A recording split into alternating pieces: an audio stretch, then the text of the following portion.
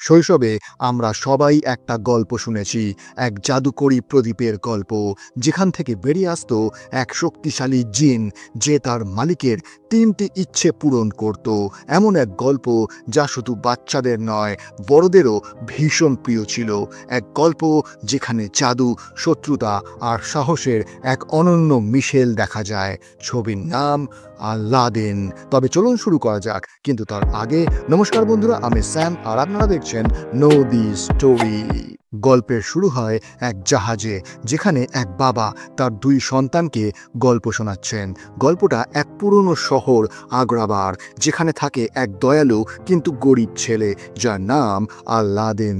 টাকার অভাব থাকা সত্ত্বেও আলাদিন সবসময় অন্যদের সাহায্য করে। একদিন বাজারে একটি মেয়েকে দেখা যায় যে ক্ষুধার্ত বাচ্চাদের খাবার খাওয়াচ্ছে, কিন্তু দোকানদার টাকা চাইলেই সে দিতে পারে না, আর হট্টগোল শুরু হয়ে যায়। তখন আলাদিন তার বুদ্ধি আর হাতের কারসাজিতে সবার দৃষ্টি থেকে মেয়েটিকে বাঁচিয়ে নিয়ে যায়। দুজনে মিলে পুরো বাজার জুড়ে সৈন্যদের হাত থেকে পালানোর চেষ্টা করে, আর শেষমেশ আলাদিন তাকে তার ছোট্ট ঘরে নিয়ে যায়। সেখানে মেয়েটির দামি পোশাক দেখে আলাদিন বুঝে যায় সে কোনো সাধারণ মেয়ে নয়, নিশ্চয়ই রাজপ্রাসাদ থেকে এসেছে, হয়তো কোনো রাজকুমারী। মেয়েটি হেসে সেই কথা এড়িয়ে যায়, কিন্তু যাওয়ার আগে নিজের ব্রেসলেটটা ফেরত চায়, যা ভুলবশত আলাদিনের কাছেই থেকে যায়। পরের দৃশ্যে দেখা যায় প্রাসাদের ভেতরে, আর সেখানেই আমরা জানতে পারি সেই মেয়েটি আর কেউ নয়, বরং রাজকুমারী জ্যাসমিন, তার বাবা আগ্রাবার সুলতান, যিনি তার মেয়ের জন্য একজন রাজপুত্র খুঁজছেন। কিন্তু জ্যাসমিন কারো সঙ্গেই বিয়ে করতে চায় না, সে চায় তার বাবার পর সেই হোক আগ্রাবার সুলতান, কিন্তু সমাজের পুরনো নিয়মকানুন তাকে সেই সুযোগ দেয় না। এই সময় গল্পে আসে জাফর, সুলতানের মন্ত্রী, যে গোপনে এক ভয়ঙ্কর ষড়যন্ত্রে লিপ্ত। তার উদ্দেশ্য সুলতানকে সরিয়ে নিজে আগ্রাবার সুলতান হওয়া, আর তার জন্য প্রয়োজন এক জাদুকরী প্রদীপের, যা লুকিয়ে আছে এক রহস্যময় গুহার ভেতর। কিন্তু সেই গুহায় কেবল সেই মানুষই প্রবেশ করতে পারে যার হৃদয় একেবারে নির্মল, এবং এখানেই প্রবেশ ঘটে আমাদের নায়ক আলাদিনের। জাফর বুঝে যায় আলাদিনই সেই ছেলে যার হৃদয় একদম নির্মল। সে আলাদিনকে তার পরিকল্পনায় ফাঁসিয়ে ফেলে। শুরু হয় এক জাদুকরী অভিযান, যেখানে এক প্রদীপ, এক জিন আর তিনটি ইচ্ছে মিলে আলাদিনের জীবনকে চিরতরে বদলে দেয়। কিন্তু জাফরের উদ্দেশ্য শুধু শক্তি অর্জন নয়, সে চায় পুরো রাজ্য, আর সে জানতো যার সাহায্যে তার পরিকল্পনা সফল হতে পারে সে হলো আলাদিন। ধীরে ধীরে আলাদিনকে সে তার জালে জড়িয়ে ফেলে। সে বলে, আমি তোমার সাহায্য করব, তোমাকে ধনী করে তুলব, কিন্তু এর বদলে আলাদিনকে একটা কাজ করতে হবে।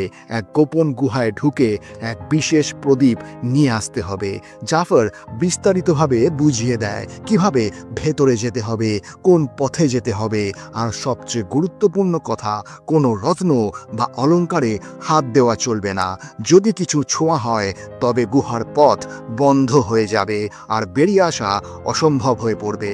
আলাদিন সাহস সঞ্চয় করে গুহার ভেতরে প্রবেশ করে। তার সঙ্গে থাকে তার এক ছোট্ট সঙ্গী, এক দুষ্টু বাঁদর যার নাম আবু। দুজনে পৌঁছে যায় সেই রহস্যময় জাদুকরী গুহায়, যেখানে অন্ধকারের মধ্যে হঠাৎ চোখে পড়ে এক অদ্ভুত উড়ন্ত কার্পেট। প্রথমে সেটি এক পুরনো কার্পেটের মতোই দেখায়, কিন্তু হঠাৎ বাতাসের ঝাপটায় তা নড়তে শুরু করে, যেন জীবন্ত। এইভাবেই আলাদিন পায় তার জাদুকরী উড়ন্ত কার্পেট, এক এমন বন্ধু যে হাওয়ার থেকেও দ্রুত উড়তে পারে। ভিতরে গিয়ে সে দেখে চারপাশ জুড়ে ঝলমল করছে হিরে, মুক্ত সোনার মুদ্রা আর অগণিত রত্নভাণ্ডার। জায়গাটা যেন কোনো স্বপ্নের রাজ্য। যেইমাত্র আলাদিন প্রদীপটি ছোঁয়ে পুরো গুহা কেঁপে ওঠে, চারপাশে পাথর পড়তে শুরু করে, আগুনের শিখা জ্বলে ওঠে। আলাদিন কিছুই বুঝতে পারে না কি করবে। ঠিক তখনই সেই জাদুকরী কার্পেট নিজে থেকেই উড়ে আসে তার দিকে। আলাদিন কার্পেটে উঠে বসে, আর দুজনে ঝড়ের বেগে গুহা থেকে উড়ে বেরিয়ে আসে। মুহূর্তটা এমন ছিল যেন জীবন আর মৃত্যুর মাঝখানে সেই কার্পেটই তার রক্ষাকর্তা হয়ে উঠেছে। তখনই জাফর তার আসল চেহারা দেখায়। তার উদ্দেশ্য কখনো আলাদিনকে বাঁচানো ছিল না, সে আলাদিনকে ধোঁকা দেয় এবং প্রদীপটি কেড়ে নেওয়ার চেষ্টা করে, কিন্তু ভাগ্য হয়তো অন্য কিছু লিখে রেখেছিল।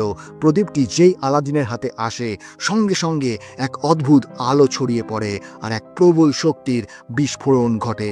সেই প্রদীপের ভেতর থেকে বেরিয়ে আসে এক বিশাল জিন, যে হাজার হাজার বছর ধরে সেই প্রদীপের ভেতর বন্দী ছিল।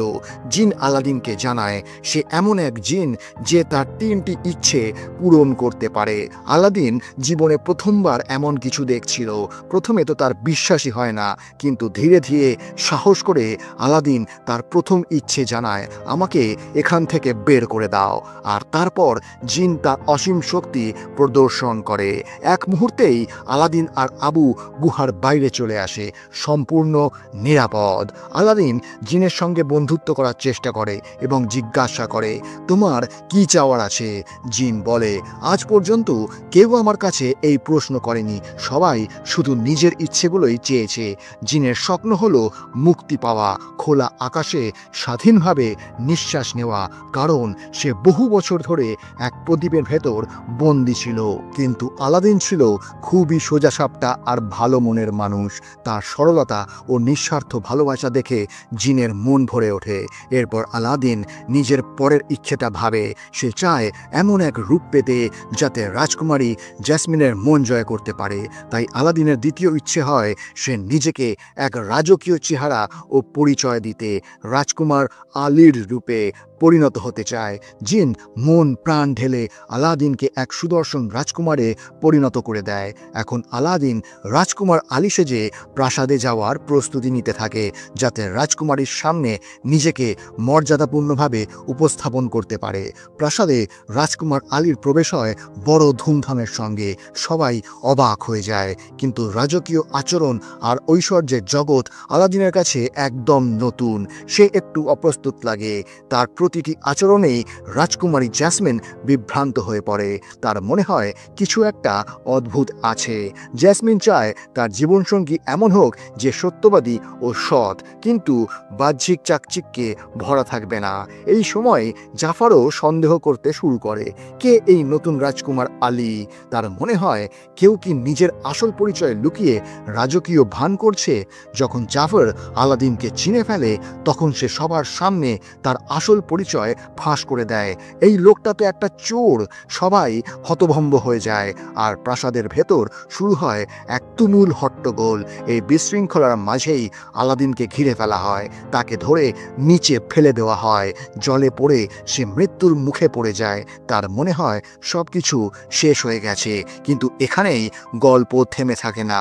এখান থেকেই শুরু হয় আলাদিনের আসল সাহস, ভালোবাসা আর জাদুর এক নতুন অধ্যায়। কিন্তু ভাগ্য আলাদিনের সঙ্গে ছিল। প্রদীপটি আবার তার হাতে এসে পড়ে। যেই সে প্রদীপটা ঘষে, এক তীব্র আলো ছড়িয়ে পড়ে, আর সেখান থেকে বেরিয়ে আসে সেই জাদুর জিন। জিন আলাদিনের অবস্থা দেখে ভয় পেয়ে যায়। আলাদিন নিস্তেজ হয়ে পড়ে আছে।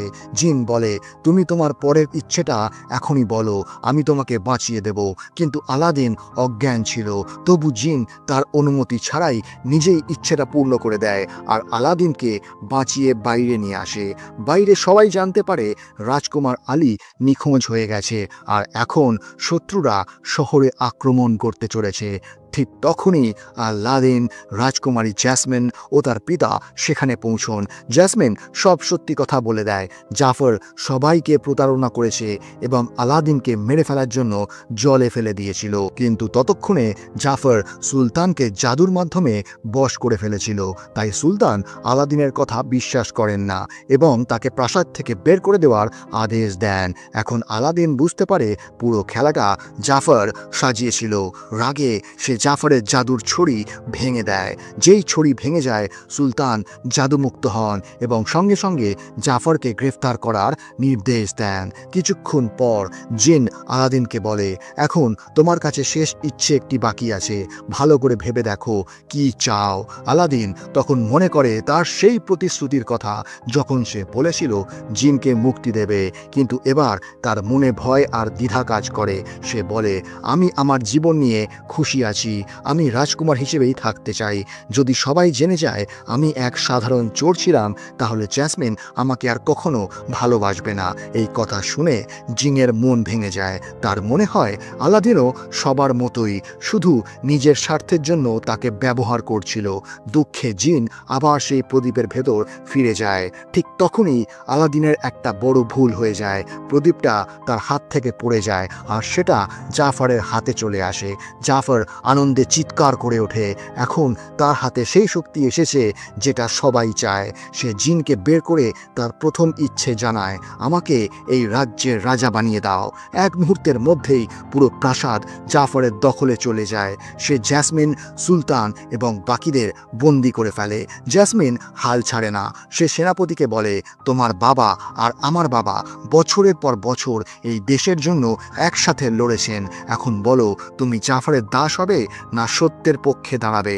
সেনাপতি একটু ভেবে নিজের তলোয়ার নামিয়ে রাখে এবং জাফরের লোকেদের সরিয়ে দেয়। কিন্তু জাফর আরও রেগে যায়। সে তার দ্বিতীয় ইচ্ছে জানায়, আমাকে পৃথিবীর সবচেয়ে শক্তিশালী জাদুকর বানিয়ে দাও। জিন বাধ্য হয়ে তার ইচ্ছে পূরণ করে দেয়। জাফরের জাদুর সামনে সবকিছু শেষ হয়ে যাচ্ছে মনে হচ্ছিল। ঠিক তখনই বাতাসের এক ঝাপটা বইতে থাকে আর ফিরে আসে আলাদিনের পুরনো বন্ধু সেই জাদুর কার্পেট এসে আলাদিনকে উদ্ধার করে আর দুজনে মিলে জাফরের জাদুর মোকাবিলা করতে শুরু করে। এই কার্পেটই আলাদিনকে উড়িয়ে নিয়ে যায় যাতে সে আবার সেই প্রদীপ ফিরে পেতে পারে। এক মুহূর্তের জন্য মনে হয় যেন পুরো পৃথিবীর বিরুদ্ধে এই দুই বন্ধু আলাদিন আর তার কার্পেট একাই লড়ছে। ওদিকে জাফর জ্যাসমিনকে জোর করে বিয়ে করতে বাধ্য করে। জ্যাসমিন দেখনদারির জন্য রাজি হয়, কিন্তু সুযোগ বুঝে জাফরকে বোকা বানিয়ে প্রদীপটা চুরি করে নেয়। যেই সে প্রদীপটা ধরে আলাদিন আর কার্পেট প্রাসাদের ওপরে এসে পৌঁছে যায়। জাফর রাগে তার জাদু দিয়ে পুরো প্রাসাদকে পাহাড়ে পরিণত করে দেয়। আলাদিন বুঝে যায় জাফরকে হারানোর একটাই উপায় আছে, তার অহংকারকেই তার বিরুদ্ধে ব্যবহার করা। সে বলে, জাফর তুমি যতই শক্তিশালী হও না কেন, আসল শক্তি তো জিনের, তুমি তার সামনে কিছুই না। এই কথা শুনে জাফর লোভে পড়ে যায়। সে চিৎকার করে ওঠে, আমাকে বিশ্বের সবচেয়ে শক্তিশালী জিন বানিয়ে দাও। জিন হেসে বলে, তুমি তোমার জীবনের সবচেয়ে বড় ভুল করেছো জাফর। আর ঠিক পরের মুহূর্তেই জাফর নিজেই সেই প্রদীপের ভেতর বন্দী হয়ে যায়। এখন সে নিজেই এক জিন হয়ে গেছে, চিরদিনের জন্য বন্দী আর অসহায়। জিন সেই প্রদীপটিকে দূর সমুদ্রে ছুঁড়ে ফেলে দেয় যাতে সেটা আর কখনো ফিরে না আসে। সব শেষ হওয়ার পর আলাদিন সুলতান ও জ্যাসমিনের কাছে ক্ষমা চায়। তারপর সে নিজের শেষ ইচ্ছে প্রকাশ করে, জিন আমি চাই তুমি এখন থেকে মুক্ত হয়ে যাও। জিন অবাক হয়ে যায়, তার চোখে জল চলে আসে। প্রথমবার কেউ তার জন্য ইচ্ছে প্রকাশ করেছিল, এখন সে মুক্ত চিরদিনের জন্য। সুলতান জ্যাসমিনকে বলেন, তুমি এই দেশ চালানোর যোগ্য, আর তাকে নতুন মহারানী বানিয়ে দেন। জ্যাসমিন আইন পরিবর্তন করে বলে, এখন আমি যাকে সত্যি ভালোবাসবো তাকেই বিয়ে করতে পারবো।